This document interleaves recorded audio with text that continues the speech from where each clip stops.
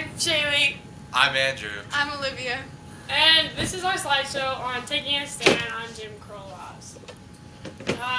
Introduction. In the 1900s, Jim Crow laws were enforced, which meant separate but equal between white Americans and African American people. These laws separated them in schools, buses, and many other things. These laws were meant to be equal for both sides, but sadly were not, as African Americans at this time were treated poorly. But many people fought against these injustices, and liberty was eventually established. And then a couple of key points. Many people stood up in protest to have their voice heard, enforcing anti-discrimination laws, and participated in creative activism. And then our thesis, some of this. Individuals and organized groups from society resisted Jim Crow laws by standing in protest, enforcing anti-discrimination laws, and influencing people through creative activism.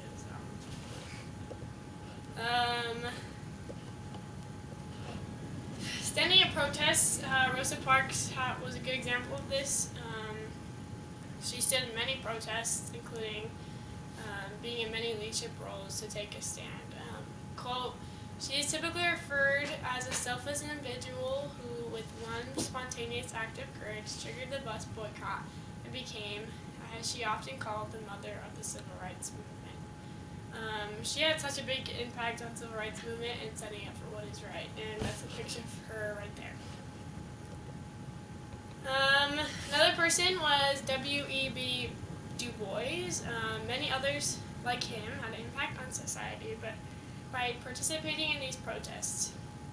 He was a person who stood in protests and a big civil rights leader, just like Rosa Parks. And then, quote, "Discriminations based simply and solely on physical peculiarities based on place of birth, color of skin, are relics of that unreasoning human savagery of which the world is and ought to be thoroughly ashamed. Persistent, mainly agitation, is the way to liberty." He was a very impactful leader who knew what was right, and he was willing to take a stand to do so. Doing so, he inspired so many others to stand up for the injustices that Jim Crow laws were. And then that is a picture of W.E.B. Du Bois. Then, recap on standing in protests. Rosa Parks and W.E.B. Du Bois both had a big impact on society by standing in protest instead of sitting and waiting for things to happen. Many people want change but are too afraid to stand up for it. But these people took a stand to make the world better and equal. And that's a picture of people protesting.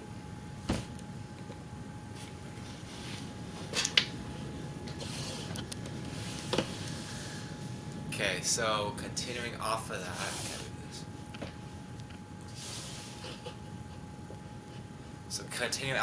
that, there were many people trying to enforce, or they were with enforcing anti-discrimination laws, and a big person that played a huge role in that was Rosa Parks. And I found this good quote that says, "It is mandatory upon Congress to act where any citizen is denied or in any way abridged in exercising any right enjoyed by any other citizen.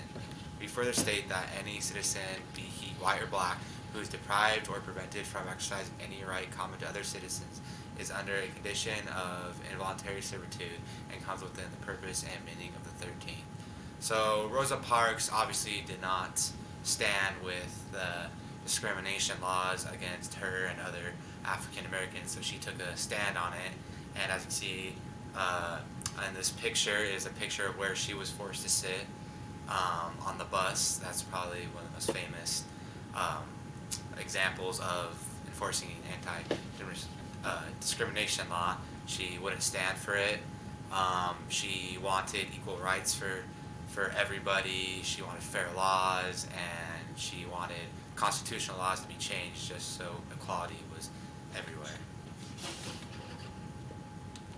So kind of piggybacking off of that, constitutional rights. So they were changed many times throughout the years. And I found another good quote from a book that says, "In a nutshell, the global model of constitutional rights sees rights protecting an extremely broad range of interests, but at the same time limitable by resources to a balancing or proportionality approach." So with constitutional rights being changed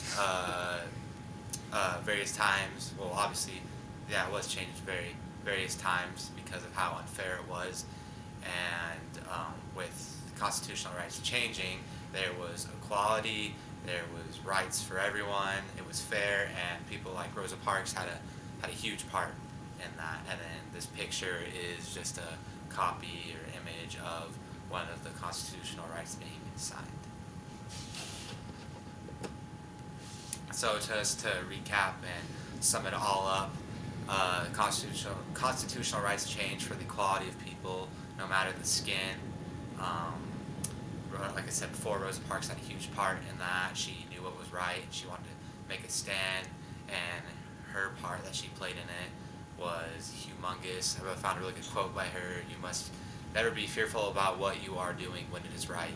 So she took a huge risk, and she knew what she was doing was right, and it played a huge part in the civil rights movement, and it played a big part in desegregation.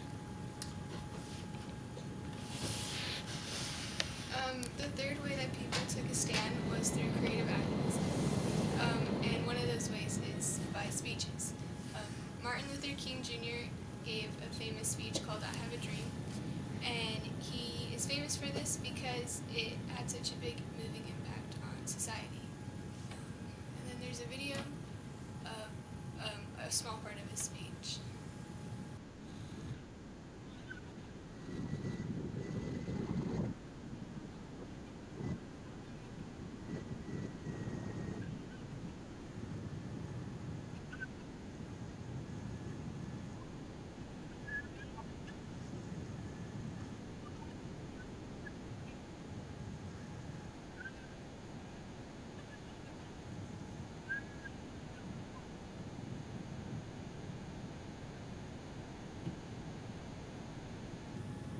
So Martin Luther King Jr. Wanted freedom and equality for everyone, regardless of race or gender. He gave many speeches and played a really big role in standing up against the Jim Crow laws and segregation, and this speech was very powerful.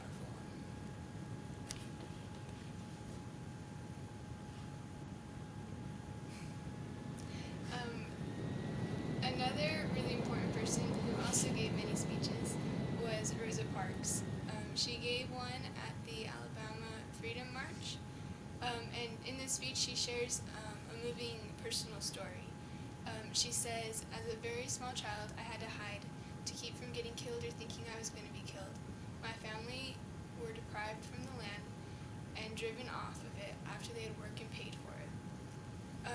In this speech, she shares this personal story as well as showing the dangers and injustices at this time. And she speaks of the continued struggles. But she also speaks of hope and inspires them to keep going and to keep fighting, especially during this march. A recap of creative activism is speeches were a big part of creative activism. Some other examples could be writing books and poems, creating art, as well as delivering speeches. Martin Luther King Jr. and Rosa Parks both took a stand and made a big difference and made a great impact on society.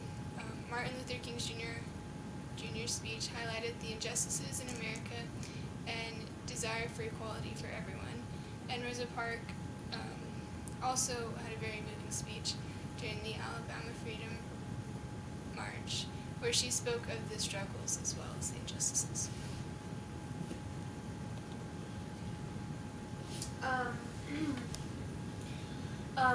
One reason for the gradual decline in black-white segregation is the presence of anti-discrimination laws and their enforcement. As a consequence of the passage of the Fair Housing Act, there are far fewer homogeneous, all-white or all-black communities in the United States. The enforcement of anti-discrimination laws, such as the Civil Rights Act, the Equal Pay Act, and the 14th Amendment, have all led to a decrease in segregation and discrimination based on race. However, this does not mean that issues still do not arise today.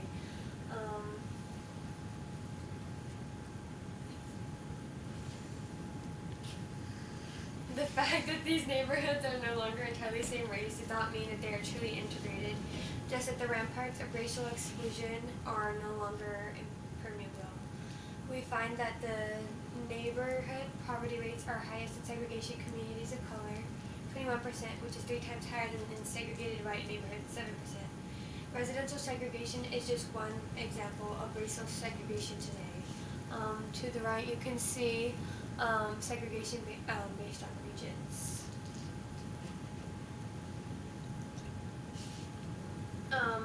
There are other disparities today.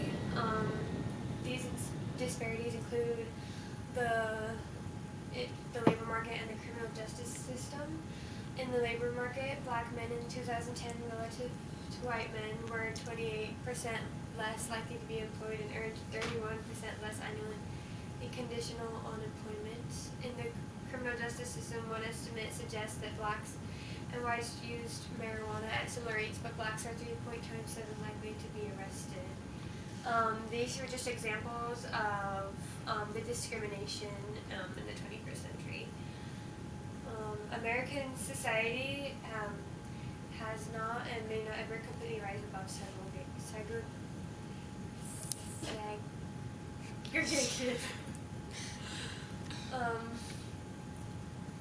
This is our works cited. Did she? I think you skipped this one.